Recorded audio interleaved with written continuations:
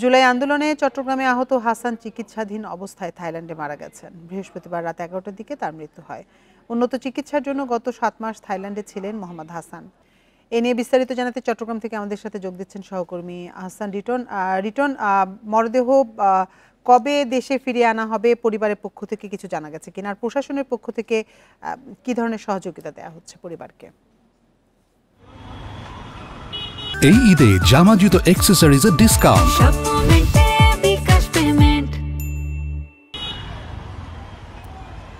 দেখুন, এই ঘটনার পরপর চট্টগ্রামের হালিশহরে যে হাসানের মা বাবা থাকতেন তারা আসলে ঢাকা চলে যান এবং এখন পর্যন্ত তারা স্থায়ীভাবে ঢাকাতেই বসবাস করছেন। ফলে পরিবারের কারোর সঙ্গে আমাদের আসলে কথা বলার সুযোগ হয়নি। আমরা কথা বলতে পেরেছি ইতিমধ্যে এম্পায়ারিং আওয়ার ফাইটার্স নামে একটি সংগঠন, তার চট্টগ্রামের সংগঠক কলি কায়েস, তার সাথে আমরা কথা বলছি। তিনি যেটি বলছেন সেটি হচ্ছে 4 আগস্ট একেবারে সরকার পরিবর্তন ঠিক আগের দিন চট্টগ্রামের যে টাইগার পাস মোড় সেখানে ব্যাপক সংঘর্ষ হয় এবং সেই সংঘর্ষে হাসানের মাথার ডান পাশে গুলি লাগে এবং গুলি লাগার পর তাকে চট্টগ্রাম মেডিকেল কলেজ হাসপাতালে ভর্তি করা হয়। সেখানে তাদের অভিযোগ হচ্ছে আসলে তার সেখানে ভুল ট্রিটমেন্ট হয়েছে এবং সেই কারণে তাকে ঢাকায় স্থানান্তর করার গত্যন্ত ছিল এবং সেখানে পরবর্তীতে তাকে ঢাকা সম্মিলিত সামরিক হাসপাতালে ভর্তি করা হয় এবং সেখানে কিছুদিন থাকার পর যখন তার পরিস্থিতি আরও খারাপের দিকে যেতে থাকে তখন তাকে থাইল্যান্ডের পাতায়া যে হাসপাতাল রয়েছে সেখানে ভর্তি করা হয় এবং আমরা দেখেছি তারপর থেকে নিরবচ্ছিন্নভাবে সে সেখানে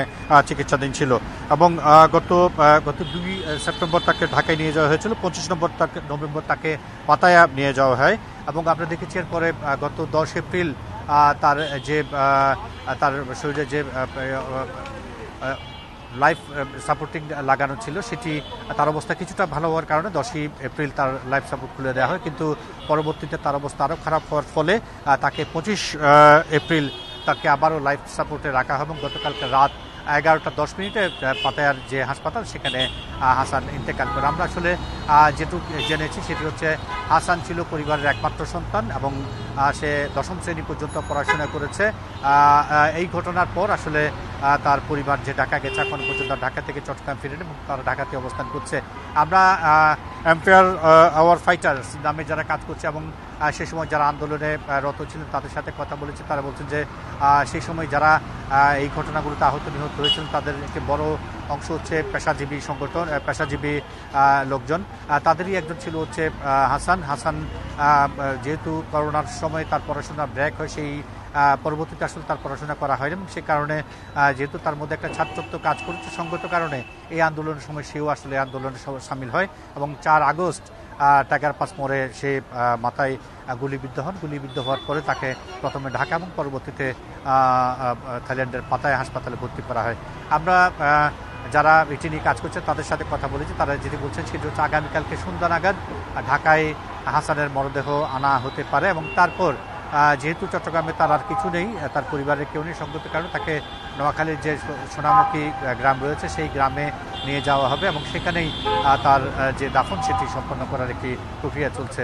তা আমরা যারা এই আন্দোলনের সঙ্গে জড়িত ছিলেন তাদের সাথে কথা বলছি। তারা বলছেন যে আসলে যেটুকু প্রাপ্য ছিল এই সমস্ত শহীদদের যারা দীর্ঘদিন ধরে হাসপাতালে ভর্তি ছিলেন, আহত ছিলেন, অতীতে নিহত হয়েছেন, তাদের জন্য আসলে সরকার পক্ষ থেকে যেটুকু করার দরকার ছিল তারা কিছু করেনি এবং তারা মনে করছেন যে দেরিতে হলেও হাসানদের মতো যারা এখনও পর্যন্ত দেশের নানা হাসপাতালে ভর্তি আছেন তাদের চিকিৎসায় এগিয়ে আসবেন প্রশাসন, এইটি আসলে তারা কামনা করছে। তো সব কিছু মিলিয়ে আমার কাছে আসলে থাইল্যান্ডের পাতায়া হাসপাতালে যে চট্টগ্রামের টাইগার পাস মোড়ে জুলাই বিরোধী আন্দোলনে আহত হাসান তার বিষয়ে আমার কাছে এখন পর্যন্ত অভিযোগ ছিল সর্বশেষ।